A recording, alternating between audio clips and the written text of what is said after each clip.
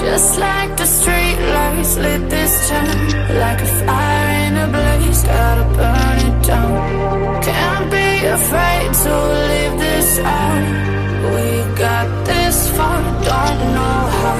I see danger in your eyes. They know we'll burn down the night. Coming just like the sunrise. You know that we gonna let it rain. Tonight, we gonna let it rain. Tonight, we gonna let it rain. Just like the sunrise, we gonna let it rain.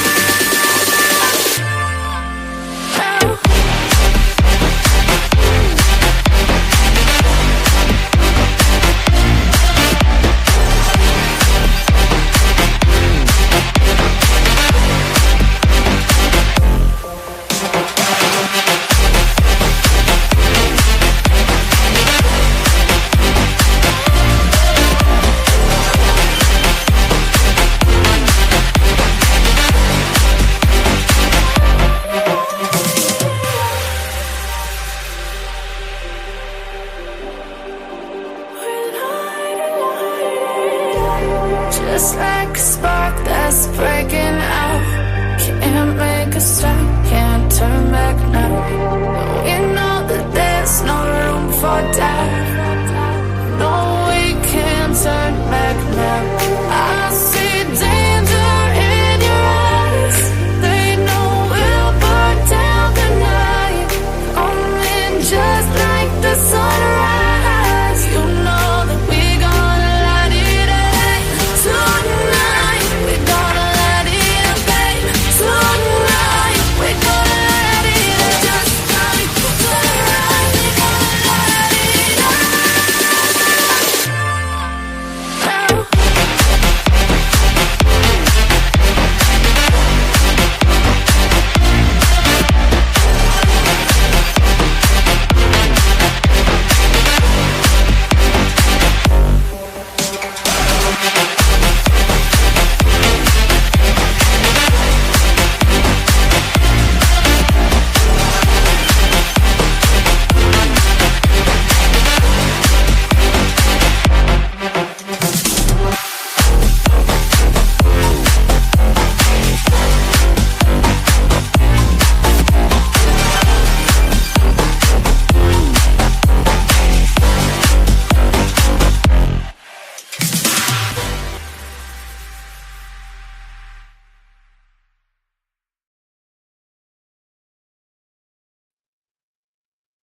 Hey, hello, and welcome in. I think I did that right on time. Perfect timing. Welcome in, everybody. It's good to see you guys. Happy Saturday. It's the weekend. It's even better. It is the weekend. The weekend is here. Hopefully you guys are having a great start to your weekend, because I know I am. The new intro is all about life. It's about life right now. It's it's not putting me to sleep anymore, but it scares me every time I put it on, because the music is louder. So it does, it gets me every time, but I do like the new music. We actually have some new music on the other channel as well. So we're just doing it. We're doing it big here. Hey, Princess, welcome in. Hey, Lisa. I'm sorry you have a headache. Cold sinus headache. Oh, even worse. Probably the weather. This weather is crazy. Was it warm anywhere else today? Like where you guys live? Because it wasn't warm here by any means, but it was 38, and that is warm for Ohio right now. So, hey, Catherine. Hey, Mary Beth. Hey, Cyber Warrior. Hey, Ladybug. It's good to see you guys. Hey, Mandy. Hey, Mr. Rosebud. Hey, SSD. Look at that. It's good to see you guys. Hey, Tony. Good evening. And thank you, Ladybug, for the $9.99 super sticker or super chat. That's really nice. Thank you. Hi, Tanya. Best chat. Love y'all. Oh, well, we love you too. We love that you're here. Hell yeah, that intro. Cyber Warrior said. Hey, Wizard Walt. Hey, Ty Knots. Did I miss anybody? Jeremy. Welcome in, everybody. Lenora, Holly B, hello. Therese, Cat K. It's good to see everybody. It's good to see y'all in here. Well, we'll go ahead. We'll give it a couple minutes. We'll get people in. We'll get started. I mean, we can get started now, but we did cover the 2 days of trial or motions hearings, and it was a lot. It was a lot. So we're going to go back over some of it, and some of it, I don't know if we misheard or if I just need to listen to the whole dang hearing over again, but some of the stuff was just kind of like, I was like, So I don't know. But before we get started, hey, the missing, and hey, PKC, welcome in. I wanted to let, especially Ladybug, because she's been asking, Vincent did put in my new prosthetic today. So this one is the new one. It's been bothering me the last hour. I don't know why. It's just, for some reason, it just started bothering me. I don't know if it's because I'm wearing makeup. That could be it. I don't know. Or maybe we irritated it today when we were messing with it, but I kind of want to put my old one back in. I'm kind of missing it. But Vincent did such a good job putting it in, especially with somebody that has sensory issues like myself. I just want to give him a shout out, even though he never listens in. He's sleep. He fell asleep. He doesn't listen in too much anymore, but I want to give a big shout out to him because I was freaking out a little bit, he took my prosthetic out and he put it in the container. And then I was like, okay, that's half the battle. I could have done that part, that part isn't the scariest part. It's when it's out. And I'm like, can you put it back in? So he got it in. It looks like it does. I don't know. I don't know if I like it. Is there something that I don't know, something about it, but we'll figure it out. I'm going to leave it in for a couple of days, see what it feels like, see if it gets better. Maybe I won't wear makeup tomorrow. Maybe that's what I'll do.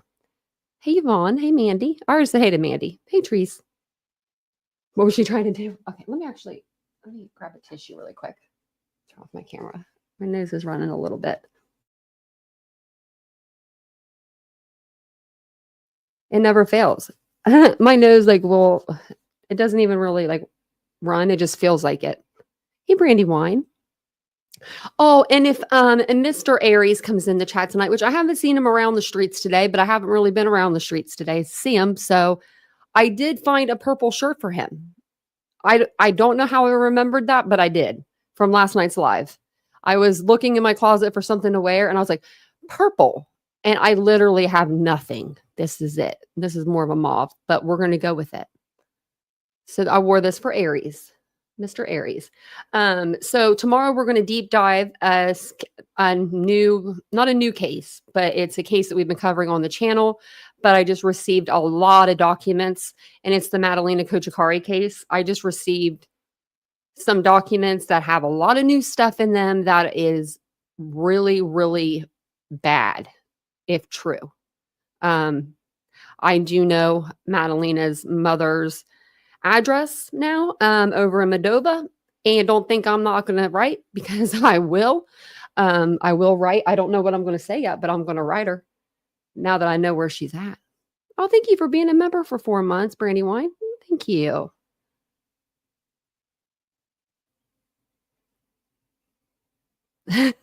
Do eye drops? I do have eye drops. Hey, Peaky. I do have some. I have some that I should be putting in, but I don't know if I should put them in the new one with the new prosthetic. I don't think it'll matter because they're for an eye with a prosthetic, but I just get nervous. Yeah, 4 months is a long time too. Thank you for being here for that long. Appreciate that. I'm just looking at the chat. I'm just I feel like I haven't been around people today. I'm just over here reading the chat, looking at you guys.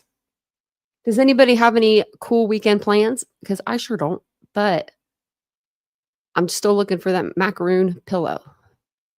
So, one more thing before we get started, that damn macaroon pillow. I'm going to end up buying the $30 macaroon pillow off of Amazon. They have them at Amazon.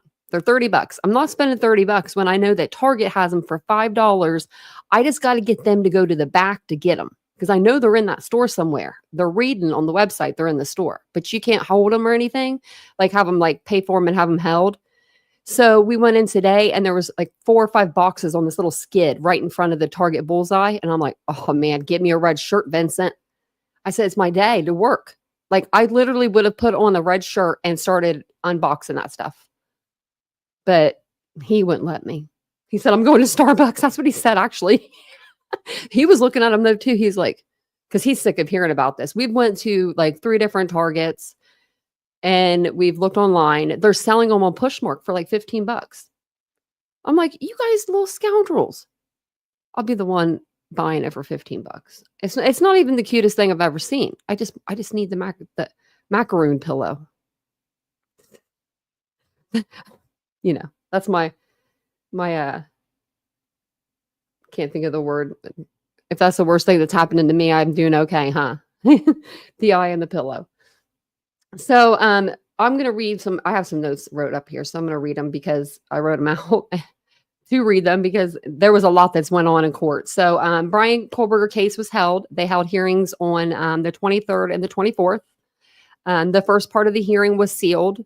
So we weren't allowed to see anything in that. And then the rest were public. The defense argued motions to suppress evidence.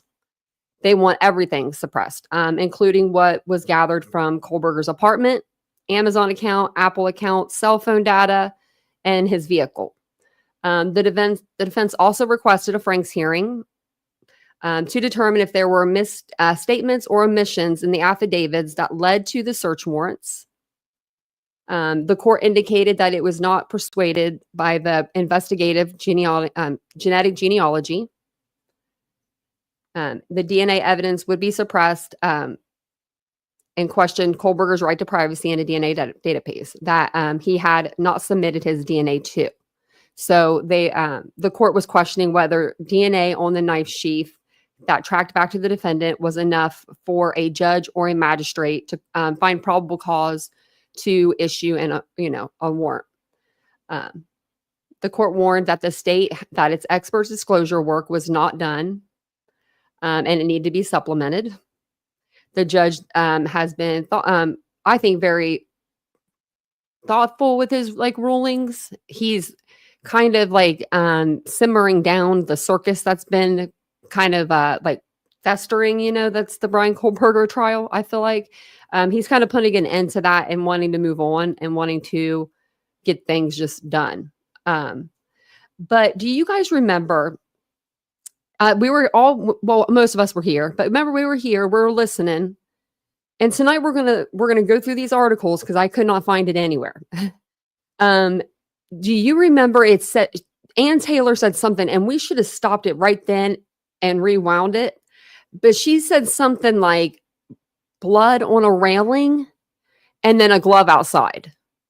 So I went through the transcripts, and none of the transcripts can I find her saying that now. But I know that we heard something like that. And I've looked through all the, I've read all the little news clips I can find. I've typed it in Google. Nothing's come up. So I'm thinking maybe she was saying if that was the case, because knowing even Ashley Banfield, Ashley Banfield had a podcast she did and a video about this, about the hearings, and she didn't even say anything about it. And she would have said something. If that was something that come out and that was true, everybody be talking about it, on the news. So I think that, I don't know, I'm going to have to listen to the tape over again. I feel like. But see, nobody put it out. That's the thing. Actually, no one's put it out. You didn't hear the glove thing? Yeah, so it was she said something along the lines of something about the blood on the railing and the glove found outside. Well, we know that there were 2 other DNA samples there, but the glove that Chris McDonough found was a different glove than when the police found. Because there was 2 different gloves. One was found on the 20th, and one was found on the 23rd or something like that. Right before Thanksgiving was the one that Chris McDonough found. You heard it? Okay, so we did hear it. So, okay, because I was because I've literally went back to their transcripts. I wonder if do you think they would cut it out? Because there's a way that you can go into the a transcript, and you can go and look for a keyword. And when I put in railing, it doesn't have anything come up. When I put in BLOOD, it has 18 things come up, but none of it says that. And I'm what is going on? It was the first day, yeah. Unless I'm just missing it, but you heard it also? Okay.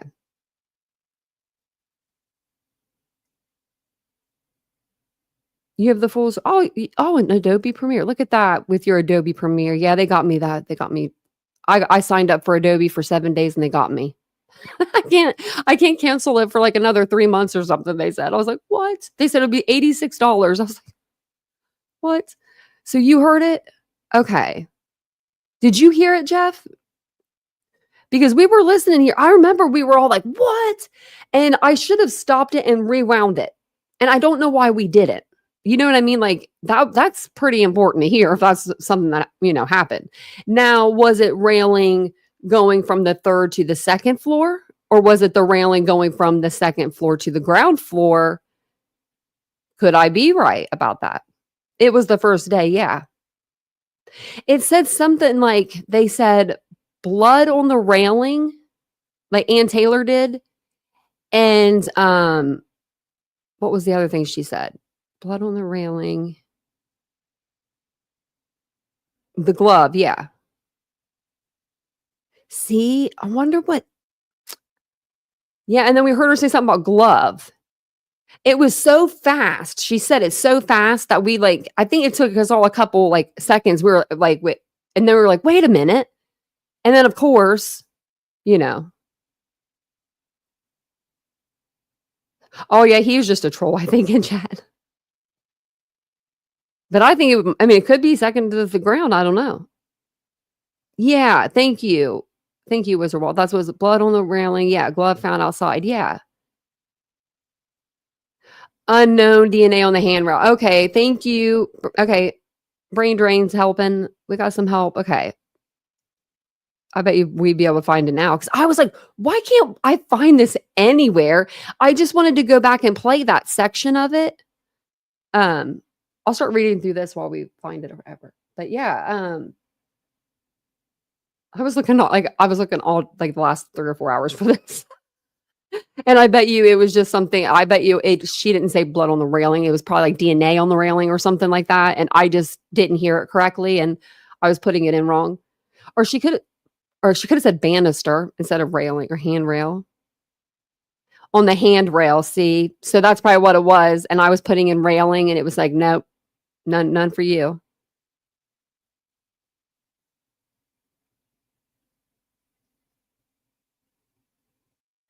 Okay. She wasn't told about unknown male B blood on the handrail. Wow. That's pretty big. So so if what we're hearing, if we heard her correctly, that blood on the railing isn't Brian Kohberger's, and it's not one of the victims. See, I think it could be a victim's. What if Hunter went in? Let's just say Hunter goes in to check and he finds Ethan. And let's say he just grabs for him. Just, I don't know, doesn't think about it. Just grabs and his hand has, the red stuff on it. And then they all go running out of the house. That could even go from the second to or the first floor. I mean, really, they could be going down out the front door. So yeah, they would have said that would have been they wouldn't have probably, she was trying to make her point, they might not have arrested or, found probable cause for Brian if they would have known about the other two. They said it was an unidentified male and probably from a separate incident. Hey, Judy. Could definitely be. I was just wondering. I couldn't find it anywhere. And I was like, are they trying to erase my memory right now with this? I couldn't get it. I was like, where is it? I couldn't find it. So I'm so glad that unidentified. Yeah, unidentified male. So I guess that would make it to where it wouldn't be. I didn't know if she had said that though or not. You know how they use certain words like lack thereof. I don't know. Lack thereof means there's not a lot. There's a lack of whatever you're looking for, but it doesn't mean that there's totally zero, in my opinion. I mean, so I don't know. Words like that. She even said something about that. What was it? I had it up and I forgot about something words, wiggle words. Yeah, wiggle words. So we'll read through this article and then because it explains a lot that happened over the last couple of days.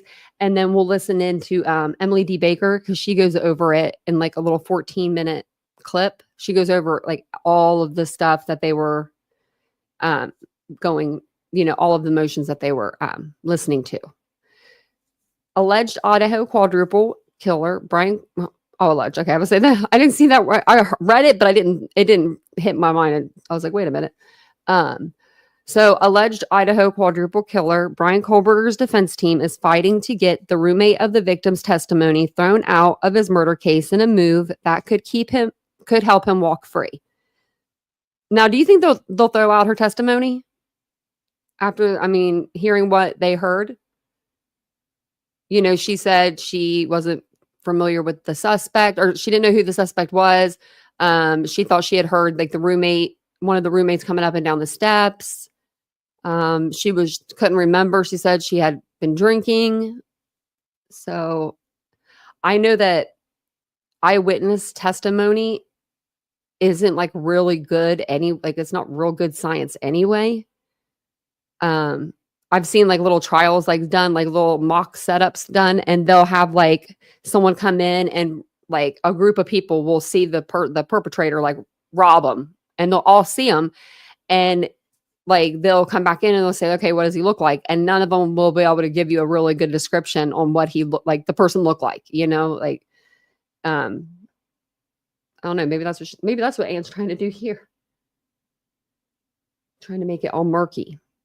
This week's hearings are centered on what evidence would be allowed in his trial, including what prosecutors say is DNA evidence found on a knife sheath found inside the Moscow, Idaho home where 4 students were stabbed to death over 2 years ago.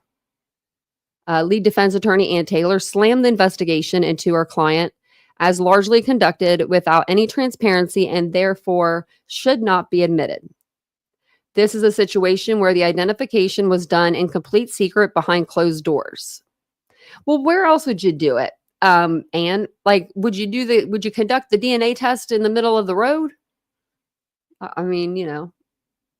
Taylor specifically cited that testimony of one of the 2 surviving roommates of the 4 victims given shortly after the murders. There are 2 references to not remembering, and a couple of days later in the 3rd interview, there are references to not remembering being drunk, Taylor said. A statement, I don't know any of it, like half this stuff, I don't know if it was a dream or if it's real. And credibility is really, really important when this person was relied on in the investigation. Taylor noted that the roommate testified to having heard one of the victims go up and down the stairs when the attack happened, which they know is wrong. And I wonder how that would play out if it wasn't wrong. After someone says, I think there's someone here, or there's someone here, that's when you hear them like running up and down the steps, it sounded like.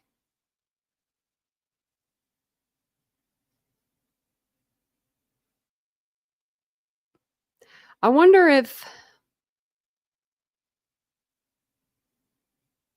like Kaylee would have, like, if she wasn't in the bedroom, let's say she was in her own room, she saw something happening to Maddie, but she wasn't sure what, like, you know what I mean? She's like half asleep, but she knows someone's in there and they're doing something bad to her because maybe she's yelling or screaming. So maybe Kaylee goes running down the stairs and then maybe halfway down says, I don't have time to get help. Maybe she was going down to get help and then she retreats back up the stairs to try to help Maddie instead. I'm just trying to think of a way that, you would hear someone coming up and down the stairs right there. Which is very, very weird. And twice on Sundays. Oh, that was the best part. That was the best part. Every day of the week and twice on Sundays. We're making a shirt that says that. Like, I read that again today and I was just like, just like giggled because that judge is going to be funny. He's going to be like to the point, and I like that. I like someone that's like blunt, to the point, but he's also like giving these little like these funny bits. And the way he just sits there like he's so bored with Anne when she talks, and all of them actually.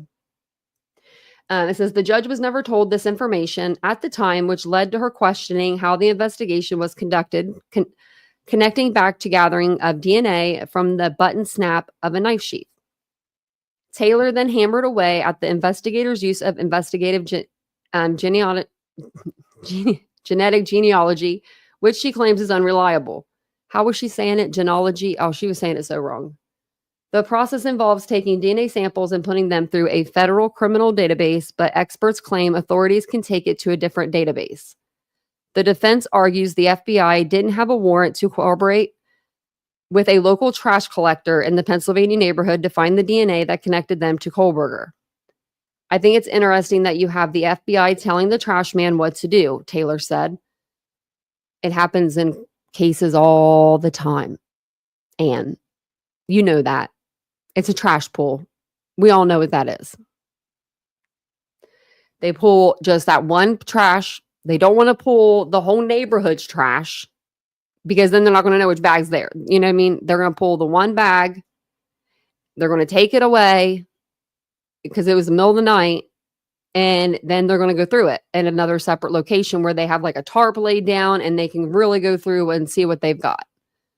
Which in Kohberger's case, they didn't have anything from him. Now, how do you not eat in front of your parents? Do you not throw anything away? Do you not drink anything? Because to me, if I like left something sitting somewhere, well, then I'm like my parents would throw that away, right? So that would go in the trash. You wouldn't want that to happen. So what are you just like collecting it all and hoarding it into your bedroom? And then you bring up the bag into the kitchen in the middle of the night and sort through it? Like, I don't know how it works. I don't know how he did that, but I'm very curious to know. The defense argues the FBI didn't have a warrant to, sorry, I read that. There was nothing obtained that violated the defendant's constitutional rights. Ashley Jennings, representing the prosecution, responded. The defendant has failed to submit any false statement or admission without which the magistrate would have found probable cause. Although the murder weapon has never been found, officials say the DNA on the sheath matched Kohberger's genetic profile, which was compiled by taking genetic data from distant relatives on public databases. The district judge, Stephen Hippler, still hasn't made a decision as to what would be open to the public, saying he has concern by fervent media and public attention on Kohberger's murder case as he tries to ensure a fair trial.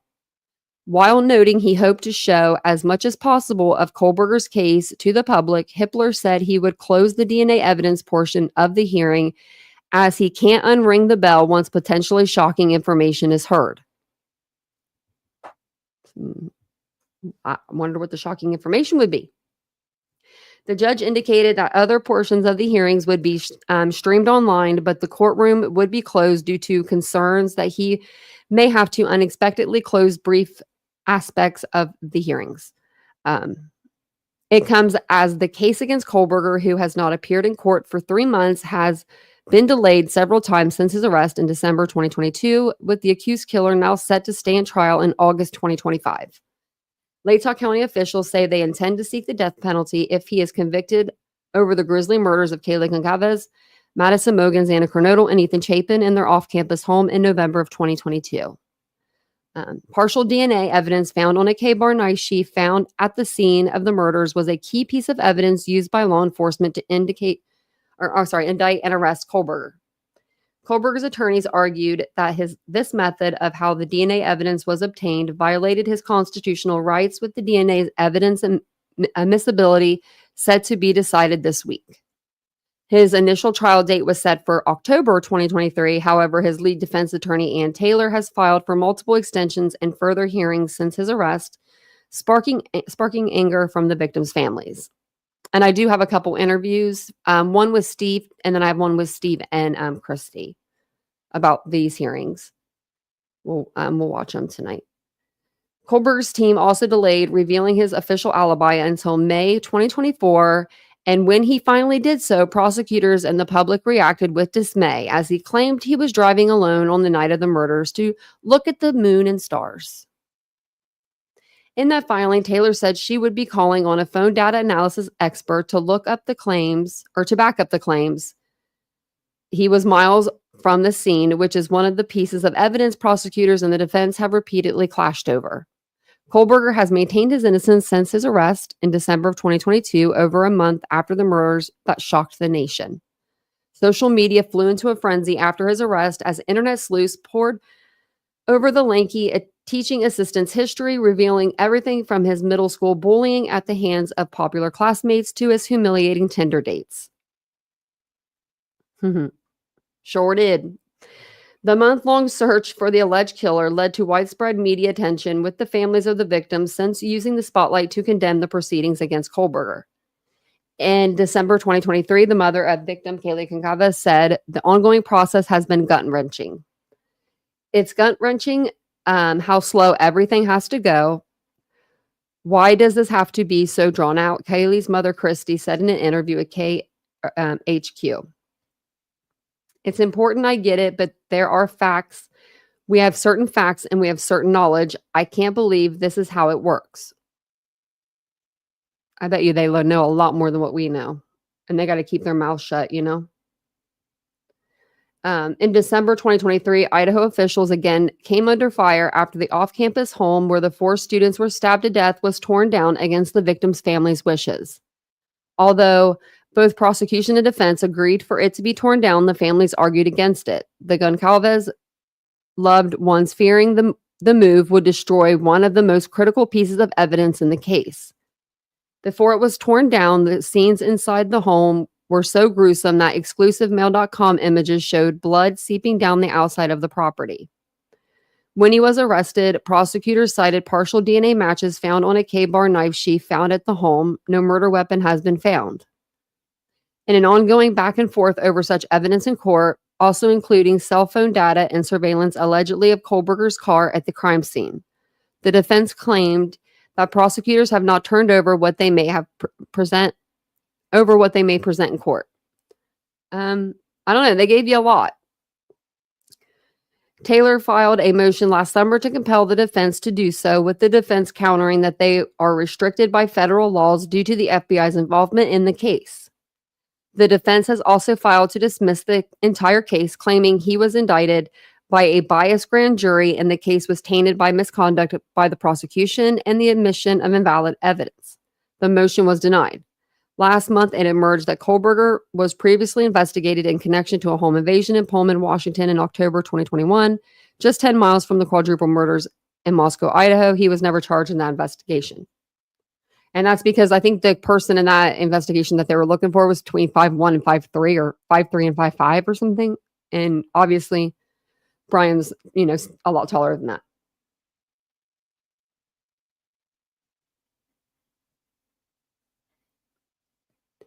See, I don't know if I would be Scream or not true crime otherwise. I don't know if I would want to keep how I don't know, hold my energy or keep my energy to fight more. Or if, I would Scream. Do they have any macaroon pillows, Reba? Go back in and get me one if they do. I'm just kidding. I'm just kidding. You don't have to do that. Do you see the one pillow, the macaroon? Do they have the macaroon? It's like pink and white in the middle. Oh, I was on another screen. If they have it, I want it. I want it so bad. You have 3? Okay. Let me know and I'll send you the money so you can ship it out. Oh, you're amazing. Hey, Amanda. Okay. People are selling them on Pushmark for $15. I'm like, for these little macaroon pillows? Just, I got her. Thanks, Judy. I was on the other page. Man, yeah, I want them. Yeah. If you want, I'll take them all. I mean, I'll put them somewhere. You know what I mean? You know me, I'll put them somewhere. I'll put 2 on one chair. I'll put 3 on one chair. I like 3 things together.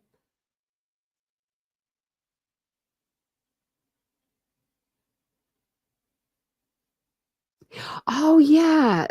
She did say something about the dog with the door being open, didn't she? The heart ones are cute. I got the XO one. I thought about getting the heart one with the little cherries to go back here, and then I did it. I forgot. Because I was thinking, maybe I should. Maybe. He was 11 months old, though. I don't know. See, I think that I personally think that I think Kaylee was in her bedroom.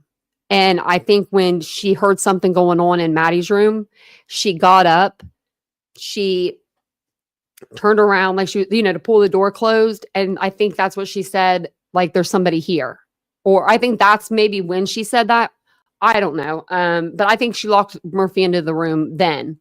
Just like real quick. I don't think it took her more than a second just to, shut the door. And I don't think that she did say, she did say the doors were open. That's weird. I don't know. I know they say things and then it could be true, but it could be half true. Do you know what I mean? But if maybe Murphy was too scared. Hey, Southernish, this is a good case. This is one that's this is like Sebastian Rogers, but put four college kids instead. I mean, and the madness was the same. Oh, 4 months. Oh, thank you for being a member for so long. That's true. Brain drain. I like this. We're thinking. And just left it open. Yeah. I mean, I wouldn't shut it. If I walked into Kaylee's room and I saw the dog, I probably would let the dog. Actually, I probably would shut the dog back in the room because it's not my dog.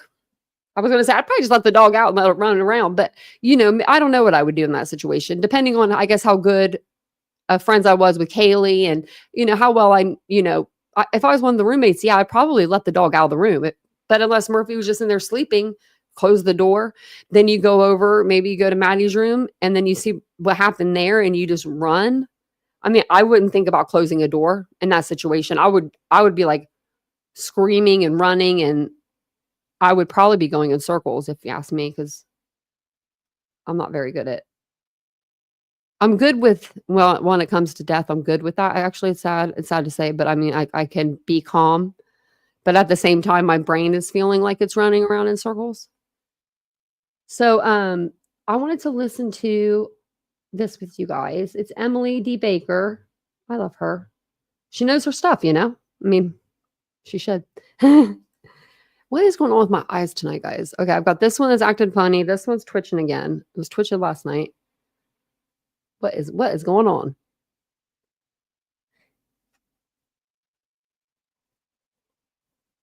Yeah.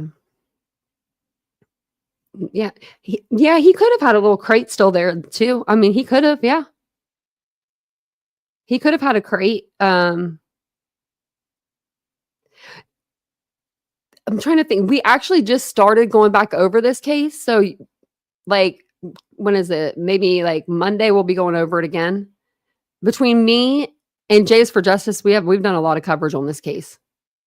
Me and Jays for Justice should do a live over this case, actually. Now that I'm thinking about it, we should. I like to hear her point of view, see what she thinks. Huh. I would like to see that. And this chair behind Emily, I mean, that was so comfortable. This chair is just, I need a trial chair. We're going to find me a trial chair. I need one like Judge's old, big old chair or something. I need something like that. Because these chairs get uncomfortable.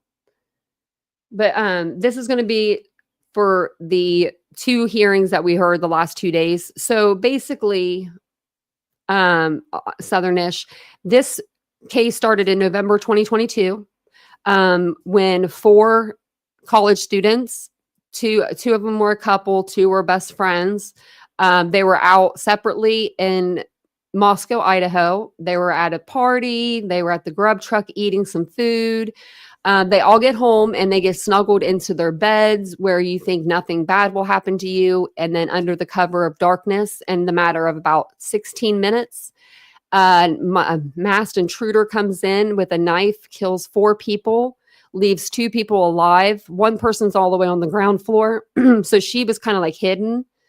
But then the girl that was on the second floor had come out of the room and seen what was going on a couple times. So it's a really interesting case. I'm telling you, it's interesting. And we actually are going to be reading over the probable cause probably next live. So that's like the best time to start because, you know, probable cause.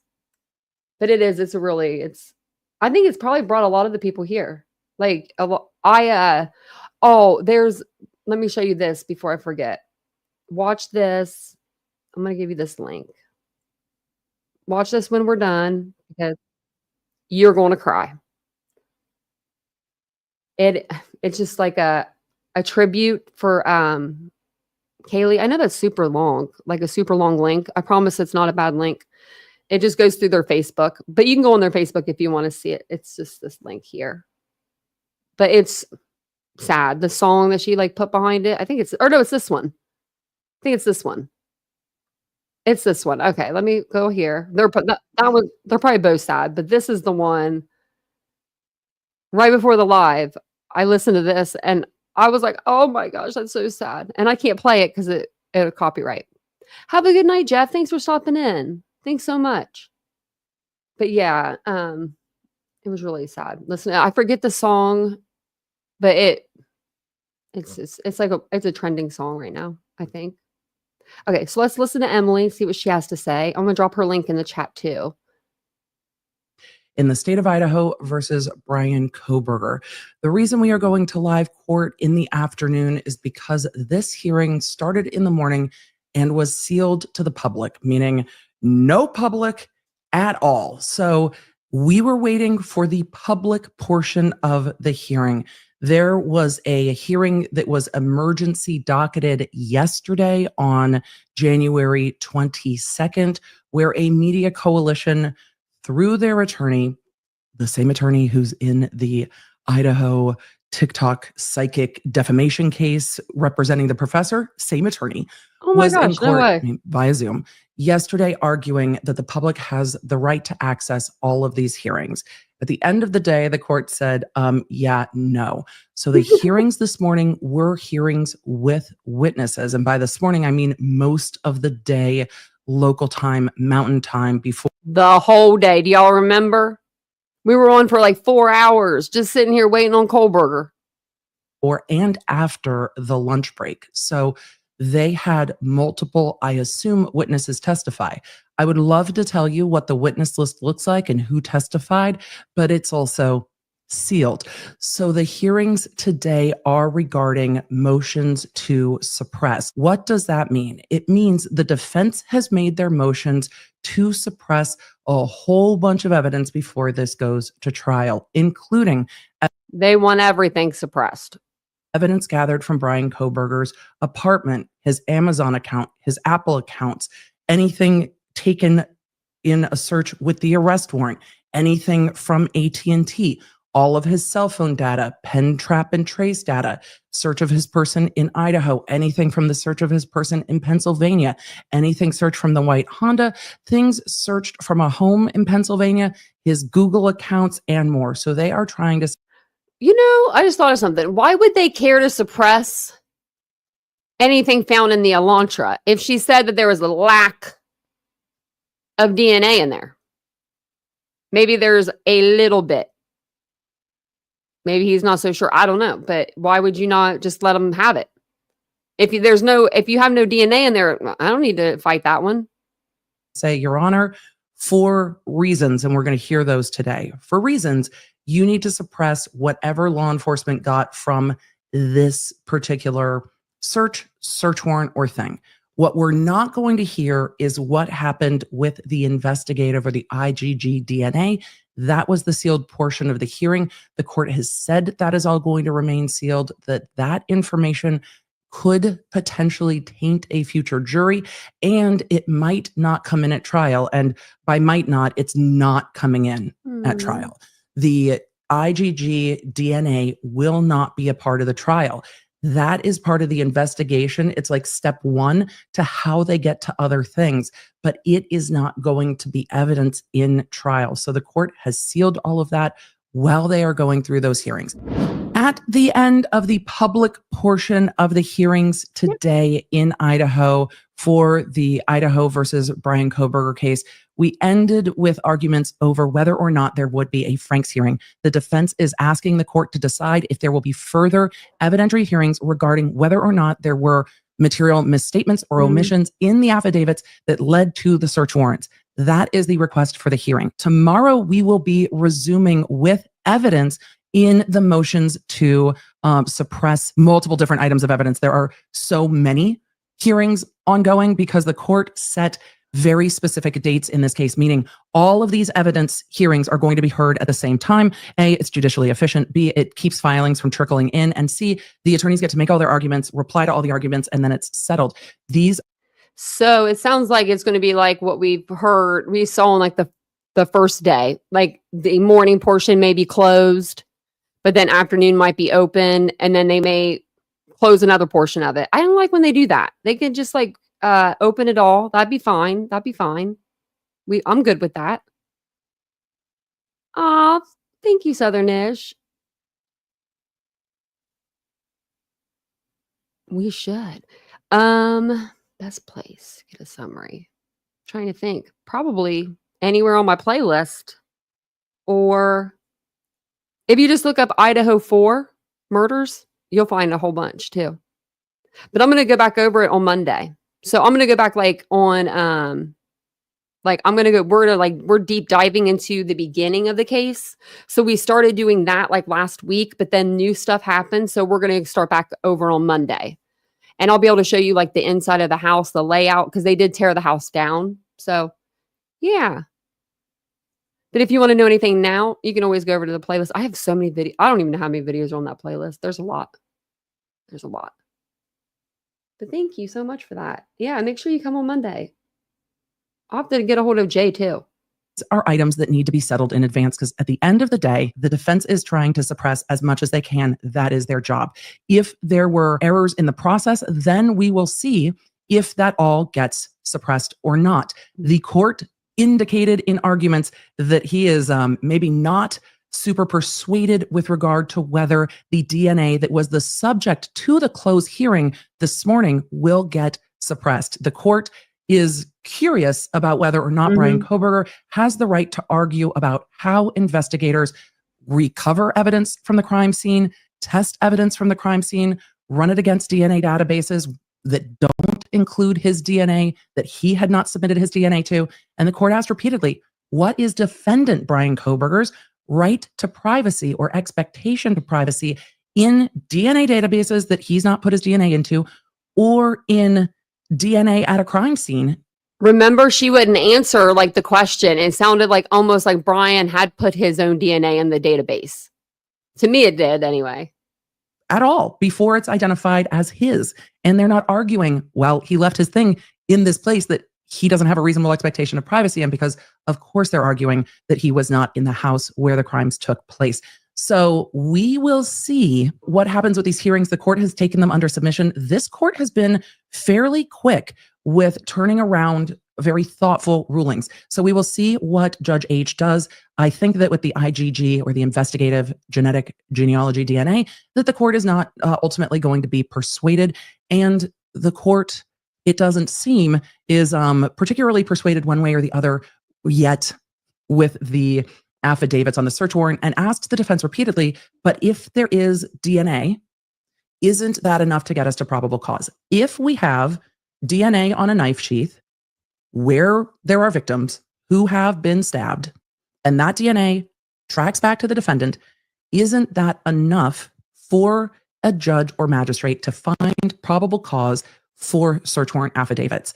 And it seems that that has been the consistent question throughout all of the arguments today. So will there be a Franks hearing? We will see what the judge rules. Unlikely, probably at this point. Will the IgG DNA be suppressed? Also unlikely at this point. And then we get into all the motions tomorrow. So over the last 2 days, January 23rd and January 24th, there have been hearings in Idaho that some were sealed, some were public. The defense is arguing all of their motions to suppress and a motion asking for a Franks hearing, as well as requests for discovery. With regard to the sealed portion of the hearing, that was regarding investigative or IgG DNA. That was largely sealed, but the arguments were public, and that's where we picked up on January 23rd, Thursday. Then getting into Friday, we got into the rest of the motions for suppression. The defense is asking essentially to suppress all of the evidence that came from 14 different search warrants, arguing largely that either the search warrants were overbroad and not particularized enough, or that the search warrants were so deeply based on that investigative or IgG DNA that when that IgG DNA gets thrown out, that the rest of the search warrants should get thrown out. And then, of course, the argument that there needs to be a separate hearing with evidence regarding the search warrant affidavits, that Frank's hearing. The court has indicated that they do not know if that hearing will be granted and that they will be issuing orders forthwith, which means really as soon as practicable for the court on all of these motions. Remember, it was over 14 motions. So the court is probably going to lump together most of the motions to suppress, then the Frank's motion, the IgG motion separately, and then on the discovery motion, the defense was asking about the state expert disclosures, saying that the state had not fully disclosed enough the opinions of their experts, the reports of their experts, and what additional information there will be. And the court strongly warned the state that the expert disclosure work was not done, and those expert disclosures needed to be supplemented so that the opinions of the experts were more fulsomely laid out in the expert disclosure. And the court made clear that what they expect is a substantial amount of information in the disclosure, not just bullet points. If it is a witness who is a crime scene tech that's explaining what DNA is, the court expects that that witness disclose how they will be explaining what DNA is. And that is the example that the court gave.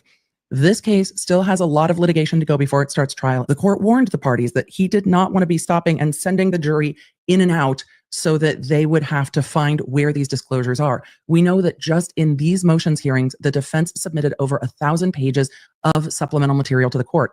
We know from arguments today that there are over 60 devices in this case, and that is not just devices from the defendant, but these are all kinds of devices. That could include things from the defendant's apartment, personal devices to witnesses, to victims, to others. This could also include security cameras and things like that. So over 60 devices in this case that will need to be looked at. And the defense said their expert indicated it would take over 3 years to look at all the data from just those devices. And we know there's more data than that in this case. There's over 50 terabytes of data. She keeps asking for more.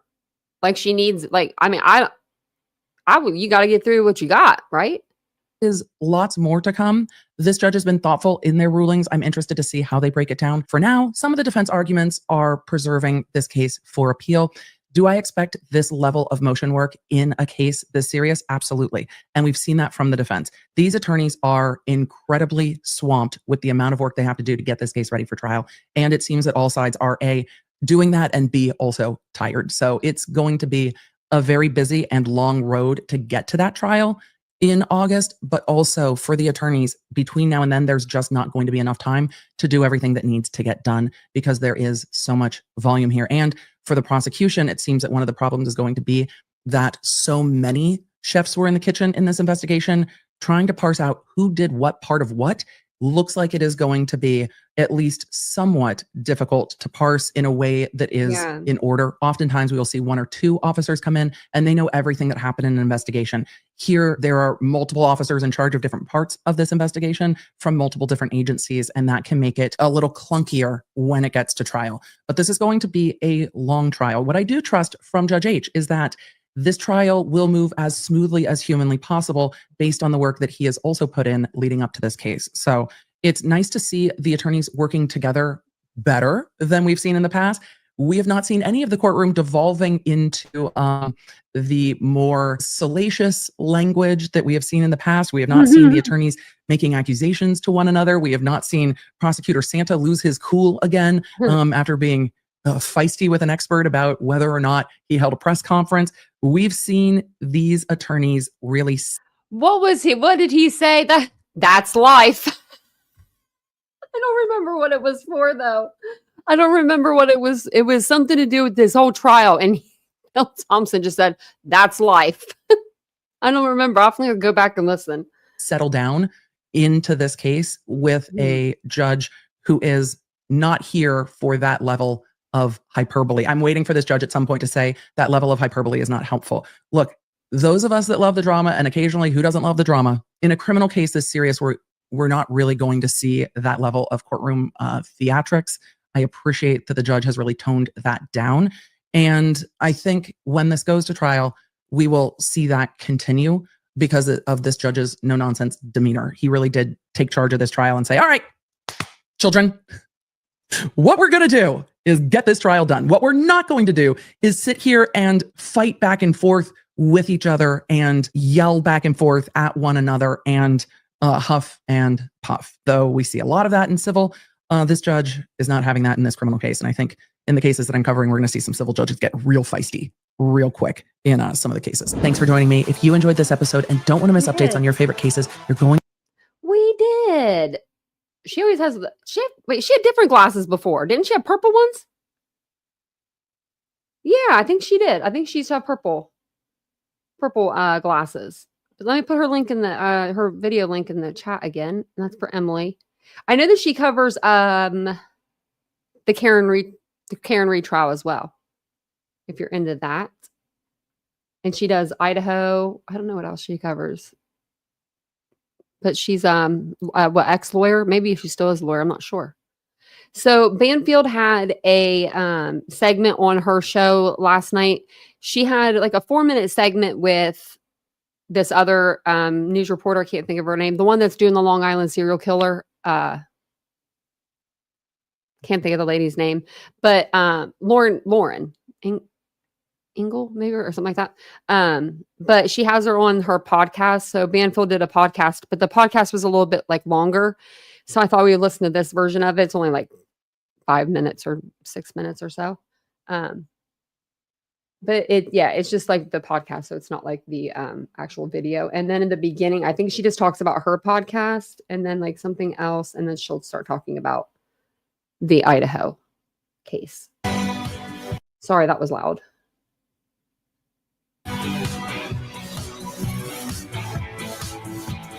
Welcome to the program, everyone. It is Friday night. If you've had enough of the whole Senate business, I have a treat for you. Got a lot of true crime and a lot of really interesting stuff that we've been waiting for 2 years, and suddenly we're getting details in the Idaho quadruple murder.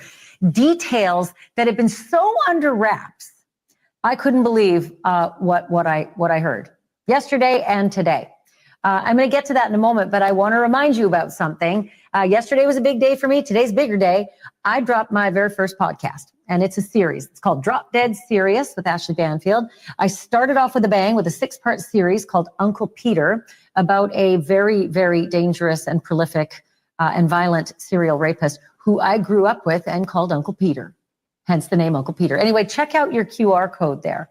I would love it if you would go have a look-see. You can have a listen-see or you can have a peek because it's also on YouTube. And there's a lot of exclusive stuff that I've unvaulted because my best friend was his niece. And so she's opening the vault, not only verbally, but pictures and video and audio recordings and all sorts of really weird and awful, crazy things. Not safe for work, not safe for kids. Anyway, check that out. I told you about the Kohberger thing, right? So Dylan Mortensen, the roommate who supposedly laid eyes on the suspect as he walked out of the house, having killed 4 people with a knife. Dylan Mortensen is such a key to the trial of Brian Kohberger. His lawyer is doing everything to discredit her. And in doing so, in these pretrial hearings, yesterday and today, we're learning some things we did not know about Dylan Mortensen and what happened during and after the murders. Things she said to the police that didn't make it into the affidavit, but made it into court. I'm going to fill you in on all of it. Did Brian Kohberger's lawyer prevail at discrediting her? I will let you be the judge. Also, it is so... I don't think she did. I think she just made this poor girl's life a living hell again. She probably was just, it was probably just now simmering down for her a little bit, you know, where she could like kind of live her life a little bit more. Not anymore, Dylan. Hey, Extreme Blonde. Welcome in, everybody. Hey, PKC. That is true. Because each wound that they had, they were all described differently. Well, Kaylee and Maddie's were described the same, but Ethan and Xana's were described differently than Kaylee and Maddie's. I have like a little chart on that. I should find it. So incredibly rare when there is an eyewitness to a rape and a murder. Think about it. So many rapes happen without anybody seeing. When they result in murder, double down, right? There's never a witness. But in the case of Jamie Wilson Spray, there was an ear witness. She happened to be on the phone in the middle of a job interview, and her boss was on the other end as her estranged husband burst in and attacked her. She only wanted the promotion as a chef. That's what she was on the phone for. But her boss overheard everything. The rape, the violent murder. But if you're wondering what happens to an estranged husband who was ear witnessed doing this, I've got not only what the jury said, but what the judge is going to do. Coming up on this program, Jamie's dad and her stepmom are going to join me with that. And then also, there was this house in California, like multi-million-dollar mansion, chock full of makeup. It looked like a warehouse, except for that it was a mansion. Like, you don't imagine like a Makeup mansion. multi-million-dollar mansion looking like this. But there was a reason why this family had multi-millions, because they had all this makeup that was stolen and that was being fenced on Amazon. Is it possible you, or oh my God, me, is it possible any of us ordered from Amazon and got makeup from this criminal? No, because if so, we may have just lined someone's pockets with $8 million. You're going to $8 million worth of makeup. I wonder what that even looks like. find out what's happened to the suburban mom who was living a pretty rich lifestyle with her. I know, Judy. I was going to play that tonight. I thought about going over like weird cases that we don't like cover, you know, like I thought about doing that like one of these days, just doing like, 30-minute cases. And I saw that, Judy, and I was like, oh my gosh. Her husband and her 3 daughters, not anymore. I wonder if they sell makeup in the prison commissary. He actually admits it in the police interview too. Yeah. Okay, let's start here. I have been known to exaggerate now and again. This room looks like a bomb went off. I'm starving. It's a life or death situation. But that last line, it's a life or death situation, that is no exaggeration tonight, at least not in Idaho. A very accomplished defense lawyer named Ann Taylor is dealing with a real life or death situation. Her clients. And that client has only a few months left before his life or his death is going to be decided. Idaho wasn't fooling around when they said Brian Kohberger should get the death penalty if he's convicted of killing those 4 University of Idaho students 2 years ago. And his lawyer ain't fooling around in court. In a desperate bid these last 3 days to save him from the firing squad, which, by the way, could happen, she is throwing Hail Marys that come complete with new information that we'd never heard before in this case. Yeah. Like drilling down on a witness who is the key to proving the case against Kohberger. Remember that roommate that we learned about 2 years ago, Dylan Mortensen? Who could forget? Dylan provided key eyewitness details about what happened inside that house that night. But Brian Kohberger's lawyer has a lot of problems with Dylan Mortensen, and she was not shy laying him out in court today. That lawyer pointed out that on 2 separate occasions, Dylan Mortensen, whom they're only calling by her initials, by the way, DM, admitted that she couldn't remember things. Kohberger's lawyer also complained that DM told police that she'd been drinking that night and that, quote, half this stuff, I don't even know if it was a dream or if it's real. We had not heard that before. Something else we had not heard. The defense is taking issue with, quote, DM's account of hearing one of her roommates, a victim, come up and down the stairs during the attack. That's a quote, up and down the stairs during the attack, which the lawyer says the police know can't be true because the upstairs roommates would already have been dead. Is this like semantics? Maybe the fog of war? I mean, it's possible, right? But the state says that DM, aka Dylan, has always been consistent. And they revealed something else about her too, that she sent text messages revealing what she saw that night. Here's how they described it in court. What relevance was the statements of DM that were included in the affidavit as to I can't get over the person running up and down. I'm going to think about that one probable cause? longer. I cited those in my response throughout. What were they? Okay.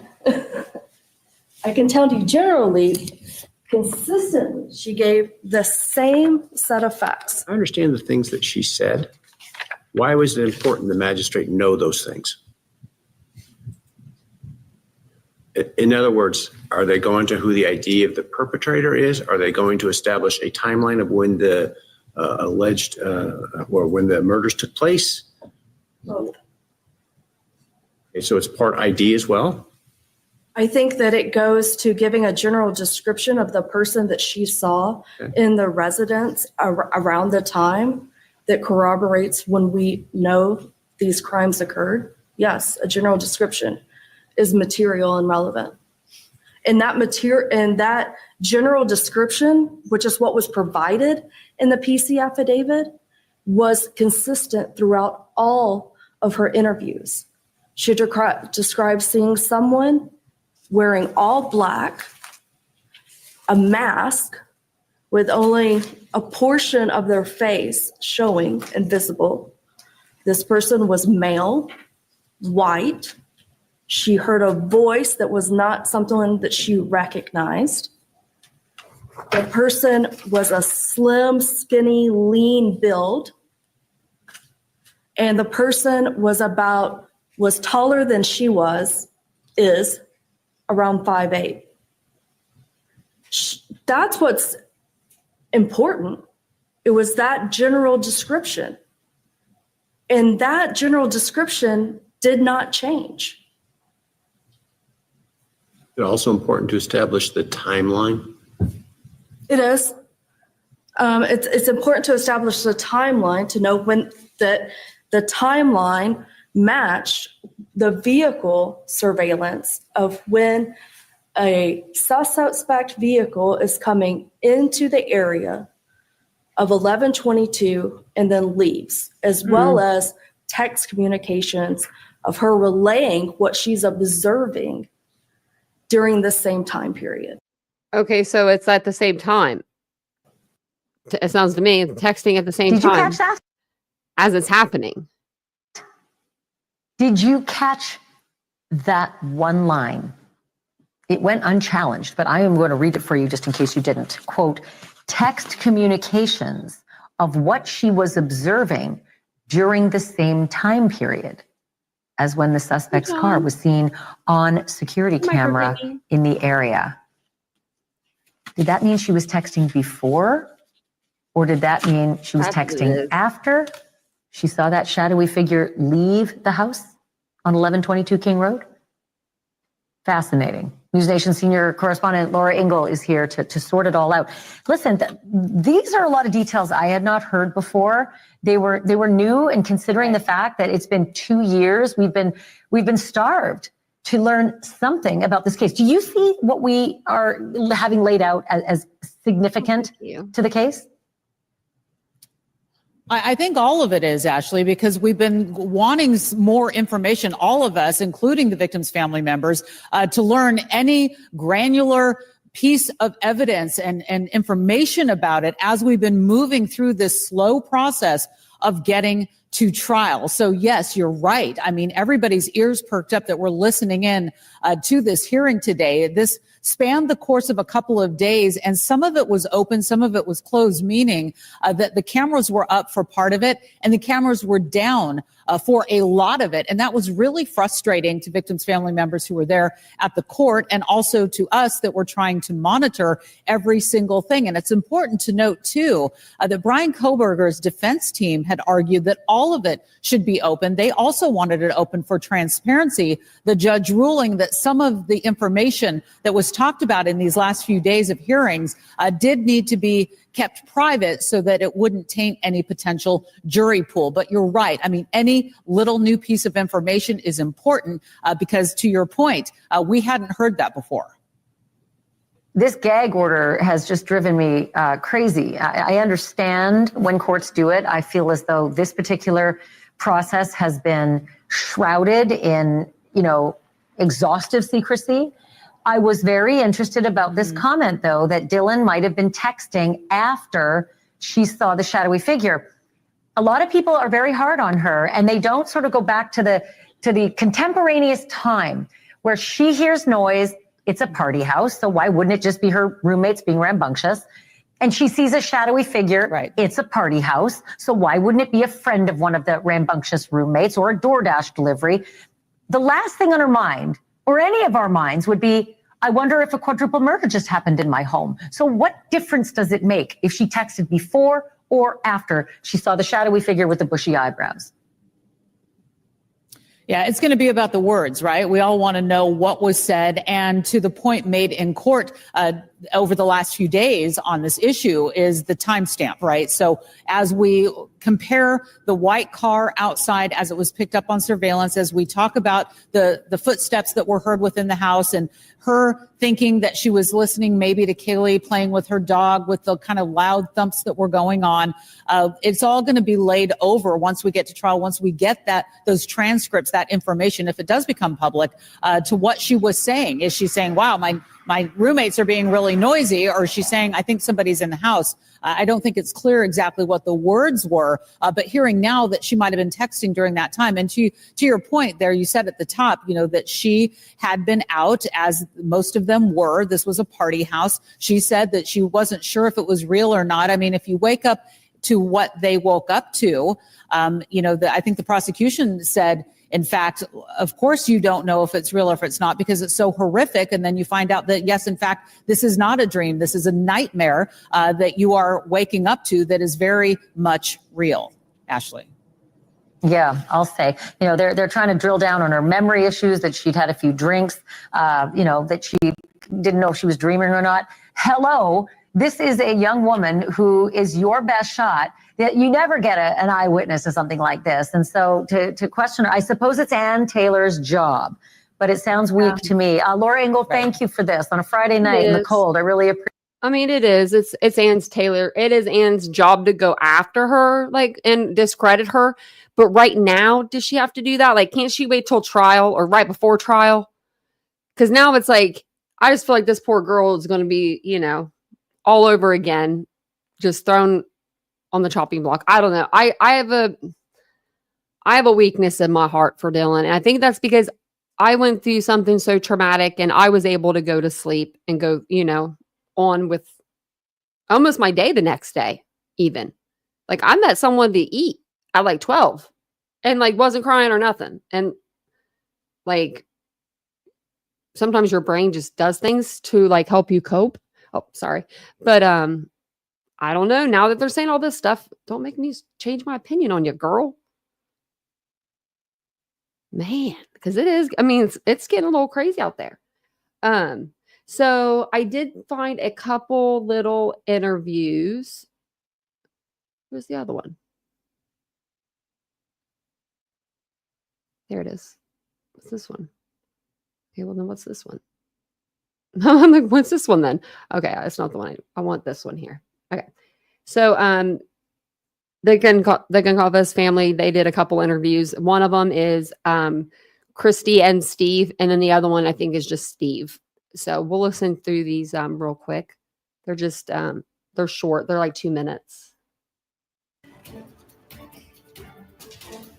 The man accused of killing 4 University of Idaho students is back in court here in Boise this week. Judge Stephen Hippler denied a request from media requesting full access to the Kohberger hearings, which are scheduled to happen today and tomorrow. Attorneys on both sides of the case argued whether or not the public has the right to observe all of the proceedings in this case. Kohberger and his attorneys support making the hearings public, but the judge says that could make it difficult to find a jury before trial this summer. Both parties' rights to a fair trial is paramount, as is the public's right to know.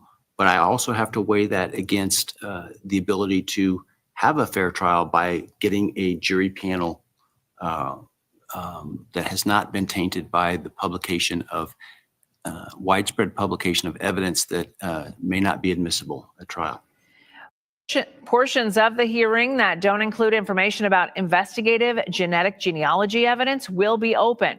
But Judge Hippler says the media and the public will not be allowed access when sensitive information is being talked about. And today, Kohberger's attorneys will argue that certain pieces of evidence should not be admitted at the trial. That includes that investigative genetic genealogy, items taken from his apartment, his car, his parents' home, and his online footprint. The defense says the evidence should be excluded because of alleged police misconduct. And the parents of victim Kaylee Gonzalez are speaking out about that. The truth will come out. What happened, what happened that fateful night to our daughter, and her best friend as they were, in their bed. She's lost weight. What happened? Oh, wow. She's lost some weight. Why? You can't seal Very dark. everything and ask the public to poor be a part of thing. the case. At one point, you gotta stop sealing, and we've heard some of the Hippler's comments saying that not everything should be sealed that has been sealed, and we look forward to those things being brought to the public's attention because the public needs to agree that everything's being done the way it should be done. That's Steve and Christy Gonzalez. They are in Boise right now. They will be at those hearings this week. couldn't And to get see the in? full interview with them, tune in to the Today Show this morning right after Wake Up Idaho. We'll have it. I couldn't find the one from the Today Show, but I did find this other one. And then this is the other. I'm going to put this link back in the chat 'cause this is the one after the live. Go watch this little video of Kaylee. It's sad. It's just a little like TikTok. You don't even need TikTok to watch it. I don't think you have to have TikTok to watch it.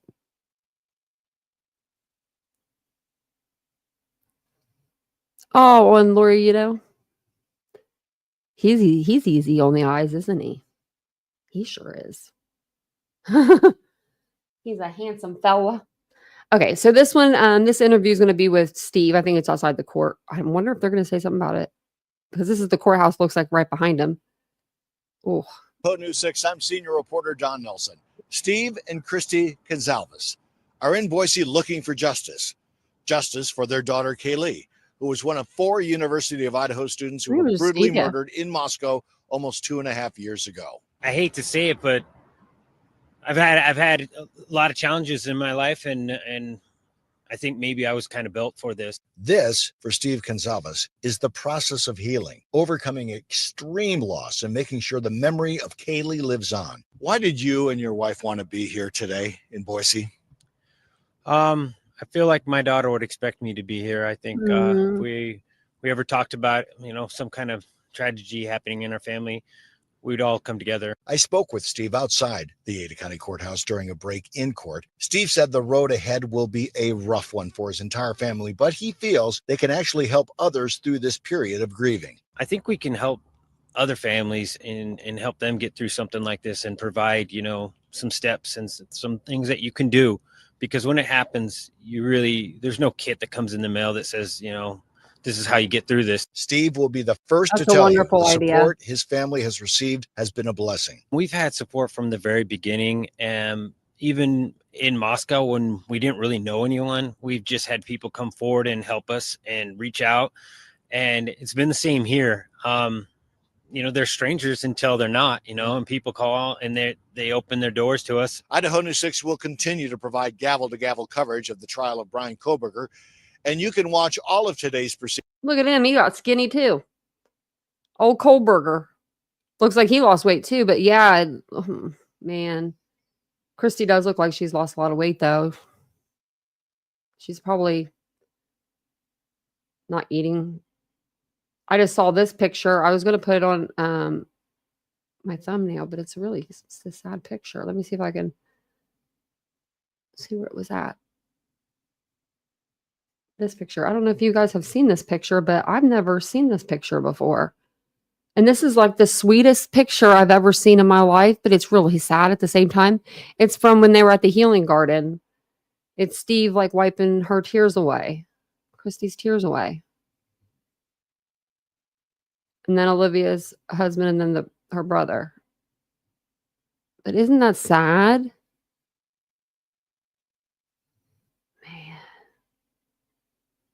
We should go over all, and I was going to. I have most of them pinned here, I think, at the top of my my browser, because you should see it. It says, well, Ohio Business Gateway. That's for my business, but then it has Madalena warrants for Madalena. I'm really into that case. And then Idaho, Kaylee, Coot Nanny, something for them. Kaylee, full Kaylee interview, Kaylee, and then Xana. That's what my search bars consist of. Like, like you can like pin things, keep for later. They've been on here for years like that. And they won't come off until this case is over. And this case won't be over until whoever did this is behind bars, But I think that's all I had for you guys. I was just checking. I was double checking. Yeah, I think that's all I really had for you guys for tonight. The families are still grieving, very much so. I don't know if they'll ever not grieve. I mean, I lost my parents and I still grieve every day thinking about them. I couldn't imagine a child. And then what it does to your partner. You know what I mean? Like, truly, they're a blessing that they have each other. That Steve and Christy have each other. And they have a strong unit, a family unit. Oh, I know. I saw that one too, PKC. The Besties Bench or whatever it was. I think it's called Besties Bench. Yeah, it's really sad. Yeah, every day.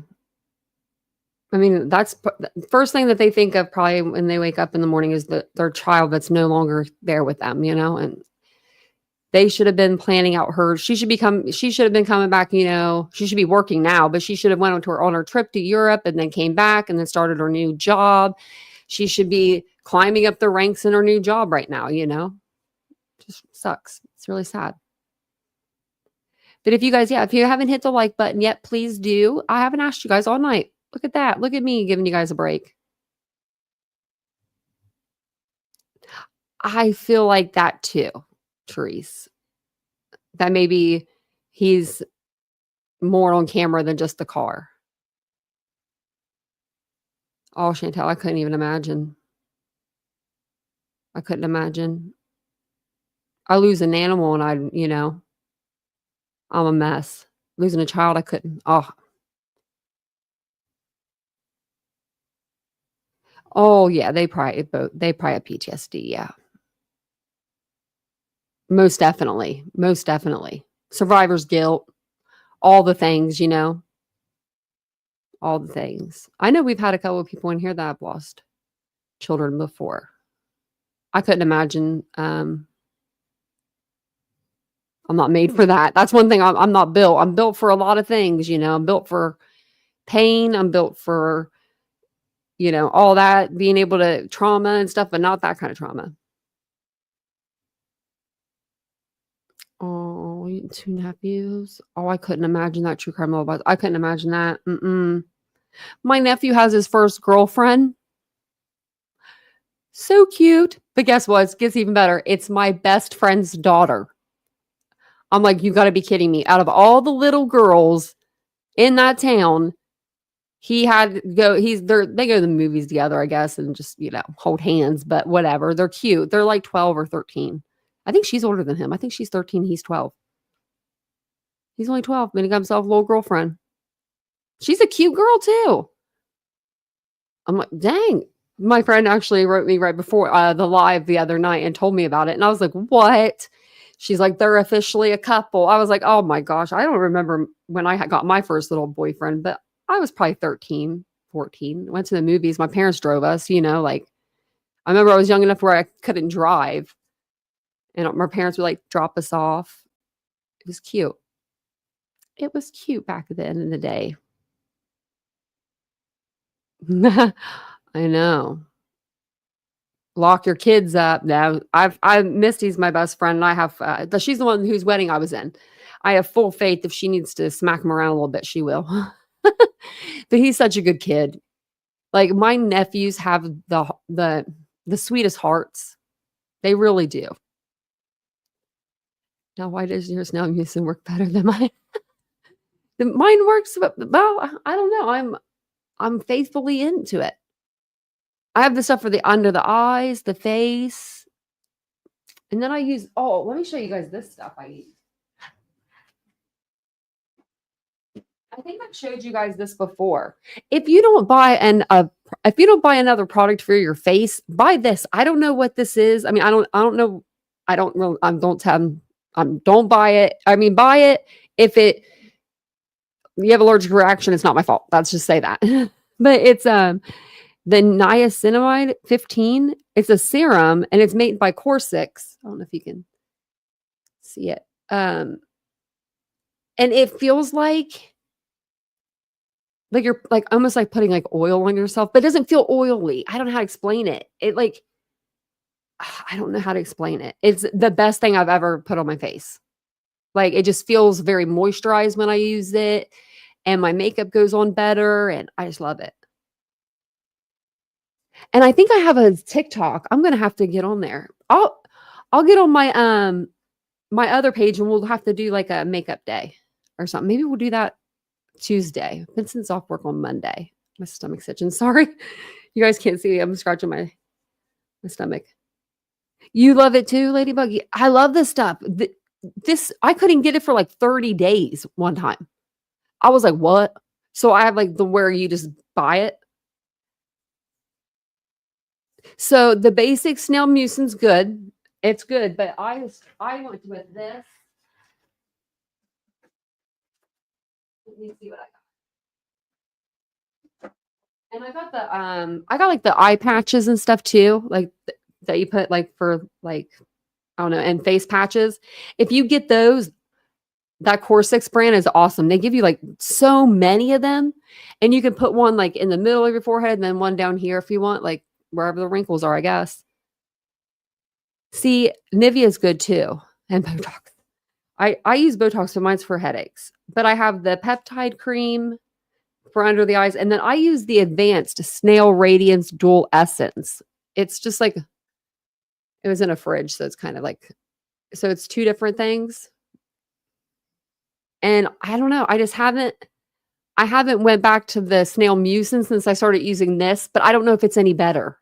It's more expensive. Do you know? But it's not that much more expensive, but I don't know if it works any better than the Snail Mucin. I'm thinking it does, because y'all tell me how good my skin looks. And then I got their all-in-one cream too. And I like their products. I really do. I really, really do.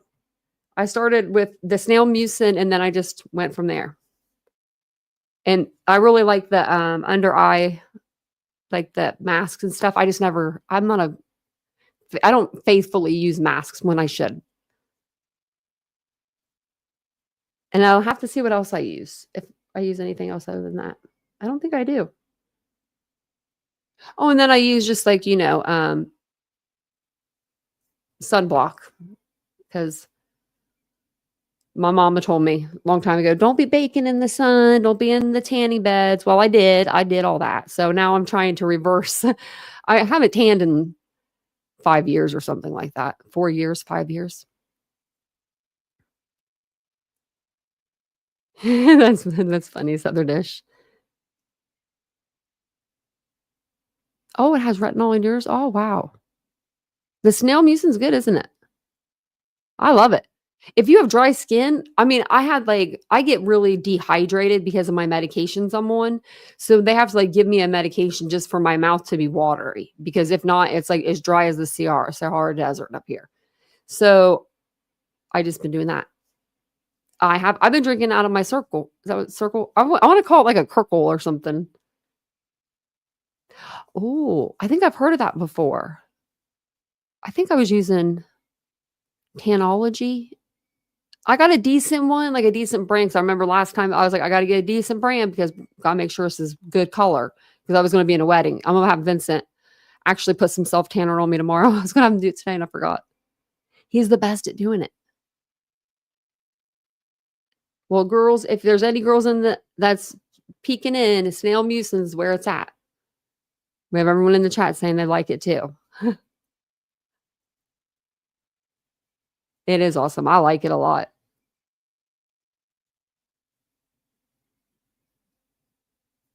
It makes your skin moisturized and everything. I like it.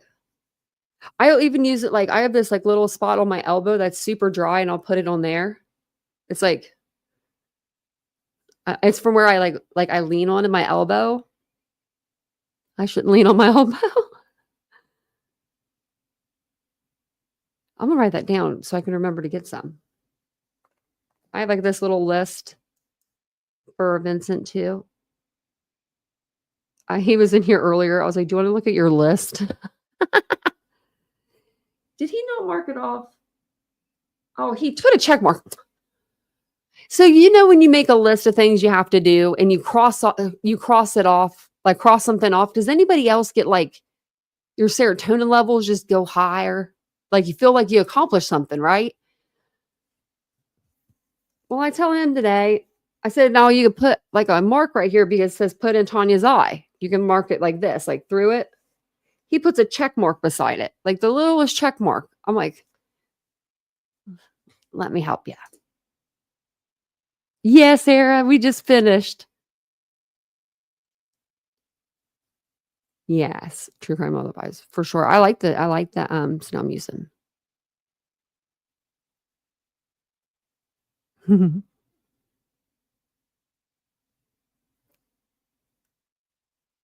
Your kids even use it?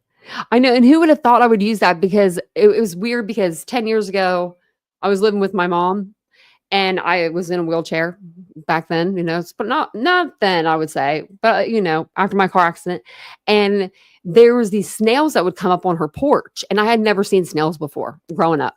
I lived out in the country too. I never had no snail. No snails. So my mom was like, well, salt will kill them. So I was out there with like the salt, like, you ain't getting me. And now I'm putting them on my face. So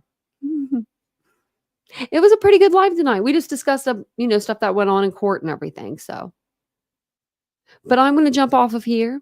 I'm going to go see what Vincent's doing. He probably woke up from his nap. He was sleeping at like 8 o'clock. I was like, he must have been tired. He worked an extra day last week though. So he probably was tired.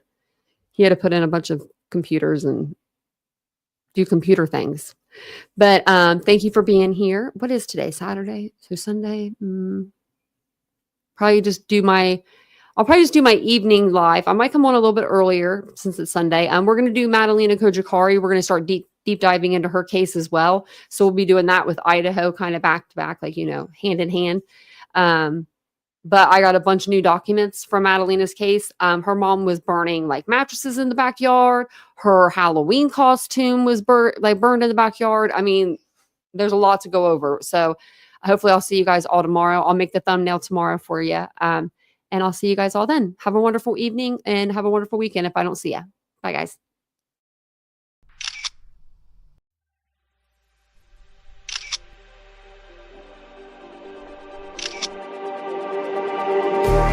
Just like the street lights lit this town, like a fire in a blaze, gotta burn it down. Can't be afraid to leave this out.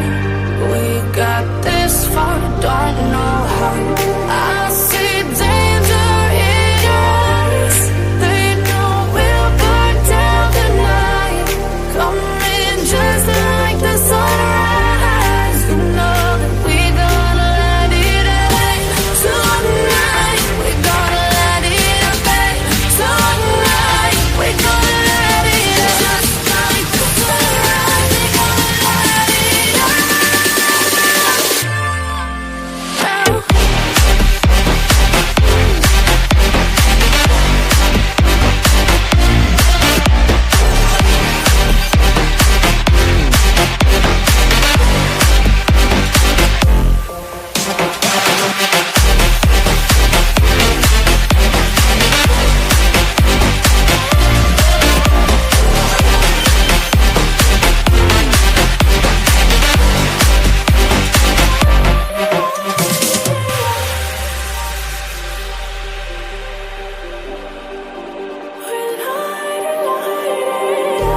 Just like a spark that's breaking out, can't make a stop.